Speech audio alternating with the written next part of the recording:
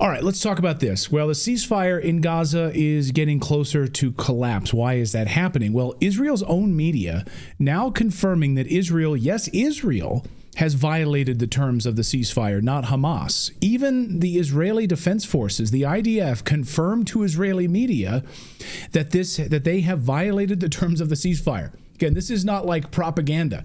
They are telling us that this has happened. So why the hell is Benjamin Netanyahu then suddenly releasing a video message making demands that were not a part of the original ceasefire agreement, moving the goalpost? Watch. סיימתי כעת דיון מעמיק של 4 שעות בקבינט המדיני-ביטחוני. כולנו הבנו את העומק מהמצב המזעזע של 3 חטופינו ששוחררו בשבת האחרונה. כולנו גם בירכנו על הדרישה של הנשיא טראמפ לשחרור חטופינו עד שבת בצהריים, וכולנו גם בירכנו על החזון המהפכני של הנשיא לעתיד עזה. So in many ways, leaning on President Trump's comments the other day that all hostages better be released by this weekend or all hell was going to break loose. And so Netanyahu sort of jumping on that. It all doesn't really make sense at all unless this has all been planned for many, many months. And we're just along for all of the theater right now. Let's bring in Colonel Douglas Macgregor, one of the sharpest inside minds on all of this, to talk about this. Colonel, good to see you.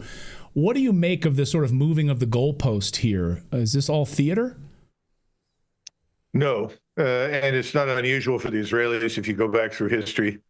They frequently violate ceasefires when they think it's in their interest to do so, and they make no apologies for it. So I don't think anybody's surprised. Having said that, there was never any expectation among serious people that this ceasefire, as weak as it was, because they're still in Lebanon, South Lebanon, they're violating this thing all over the place, would ever last beyond the first phase. The assumption was that this was a pause.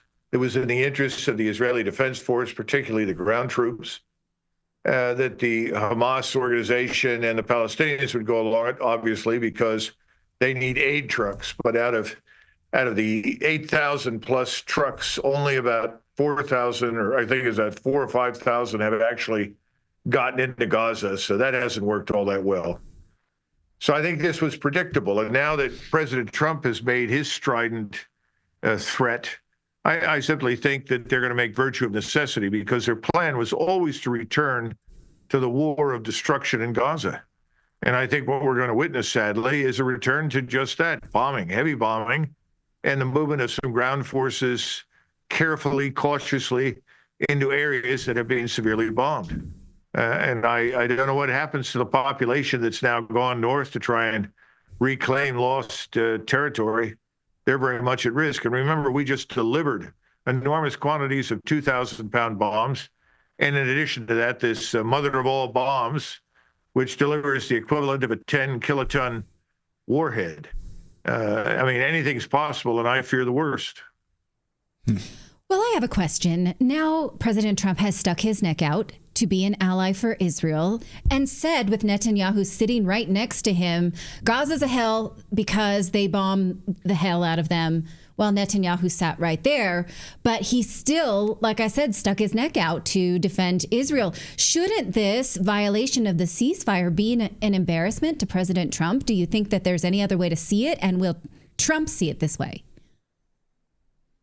I'm not sure how President Trump sees it. I fear that his view is that it doesn't matter. He's committed unconditionally to Israel. This is something that became very, very clear early on. Go back to the Republican convention. And remember this speech that was given with this giant Israeli flag behind that said Israel first. And I think it's very clear that if you were going to serve in this administration, you had to sign on for the Israel first agenda. And that's what he's implementing. Now, the bad news here, Natalie, is that we poisoned the well in the Middle East. Virtually nobody trusts us. Everybody thinks that we're the enemy.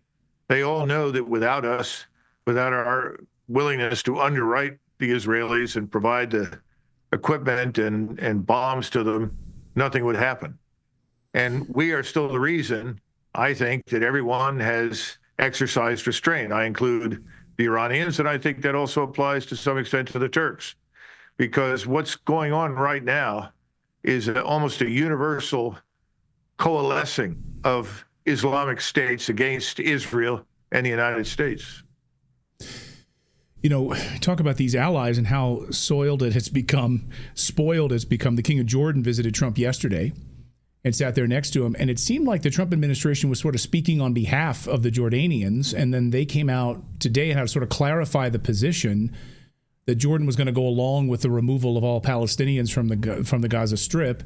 But Jordan seemed to come out and walk that back and say that's not what we want at all. What do you make of the Jordanian position right now? Well, the Jordanian government said that if large numbers of Palestinians were forced out of Israel and into Jordan, that Jordan would declare war against Israel. So I think that's the story. What the Jordanians agreed to do is to take some 2,000 severely injured or ill children into Jordan to put into hospitals and so forth from Gaza. And of course, remember that you have General Sisi, who also met with President Trump, and he made it very clear that it's an impossibility. He's got a large part of the Egyptian army mobilized and now sitting on the border with Gaza and Israel. So I think the region is poised for a regional war. It'll begin somewhere in that vicinity, and it'll spread rapidly. So do you think, final question on Israel, is this ceasefire finished? Are we about to see a lot more bloodshed? Yes. And I think this will trigger the regional war. You heard President Trump, he accurately described Gaza. He said it looks like a demolition site. Now, in the meantime, we provide all these munitions, and the Israelis say they're going to return to the destruction of Gaza. They're going to wage that war. In fact, President Trump also said that he would back the annexation of the West Bank to Israel. That means more mass murder and expulsion for the Palestinians that live on the West Bank. Where else can this be headed but to a regional war? Because at some point, and I think it's close, everyone in the region is going to say, that's it, no further. And they're all going to coalesce. And that's why I worry about not just Iran, but also Turkey. The Turks now share a border with Israel. Let's be frank. Erdogan calls the tune in Syria. Right. Mm-hmm. Yeah, he's running the show in Syria. Right.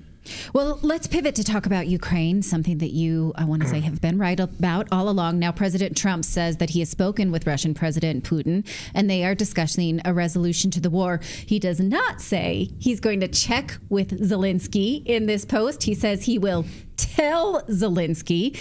Just today, Defense Secretary Pete Hegseth says that a peace deal will not involve Russia giving back the territory of the people who voted to join Russia. I want to play this clip and then get your reaction, if you will.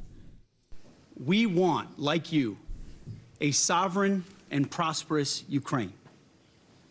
But we must start by recognizing that returning to Ukraine's pre-2014 borders is an unrealistic objective. The United States does not believe that NATO membership for Ukraine is a realistic outcome of a negotiated settlement.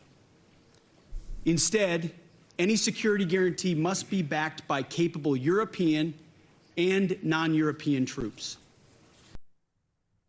All right. So now that we have demasculized Zelensky, what do you think happens next? I think President Trump is increasingly aware that Zelensky is simply a crook and a criminal. I think probably, Musk and others have probably told him about the billions of dollars stolen that have now shown up in bank accounts outside of Ukraine. And I think President Trump said, look, we're not going to reverse the gains of the Russians. The borders are going to have to change. Well, that's one good step in the right direction. However, the rest of these comments that were made have no chance of happening. The Russians want Ukraine to be neutral, but they're not interested in foreign forces on Ukrainian soil. And I don't think they're going to acquiesce in that. I'd be very surprised if they did. There is still this lingering notion of some sort of separation that's going to be policed by troops. I don't think the Russians are going to be very interested in that either. So, and then finally, and this is very important, I'm glad President Trump is going to talk directly to Putin. Thus far, until now, he hasn't. He talked through an intermediary. So now we have direct communication. And he's going to go to Moscow, I think. Peskov seemed to indicate as much. if he does that, that's a good thing, but he's got to go in there understanding certain things.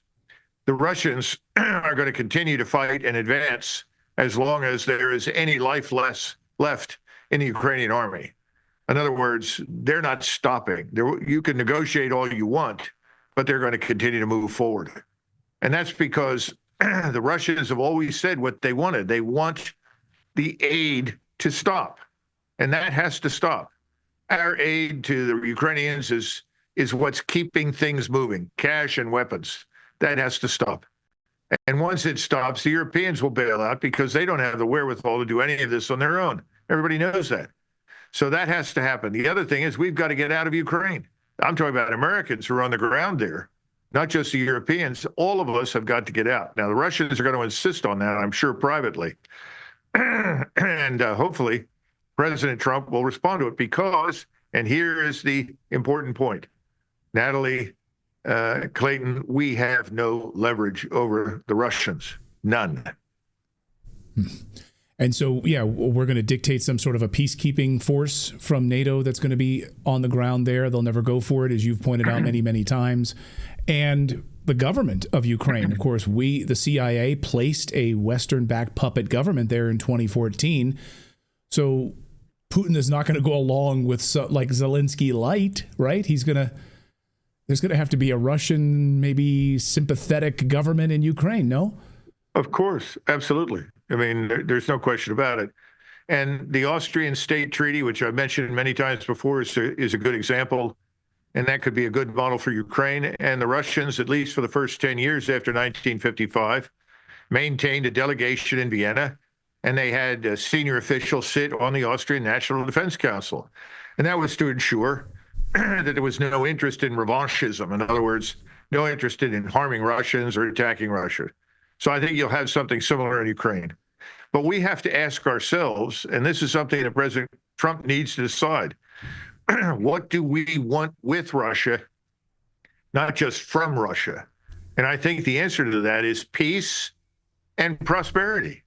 We have no interest in destroying Russia. They have no interest in destroying us. Let's get out of that straitjacket. Let's dump it. Trump had no part in that. That's all Biden and his friends. So President Trump has a brilliant opportunity to make a clean sweep and start over fresh with Russia, and we need to. We should be cooperating, not fighting. Well, you've been right many, many times, and people who've been paying attention to you for many, many years know that to be the case. I want to point out that you're launching a new show, so we would love to promote your new. So here is a little promo you guys now in the marketplace with you, Clayton. That's right. I think you'll win, probably. Let's clearly. do it. Here's a new promo. So let's roll this promo. Watch this.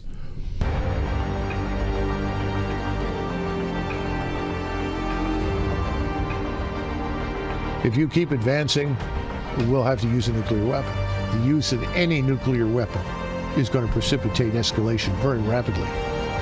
Our people must be well informed with the truth for us to make educated decisions. It's time to take our nation back.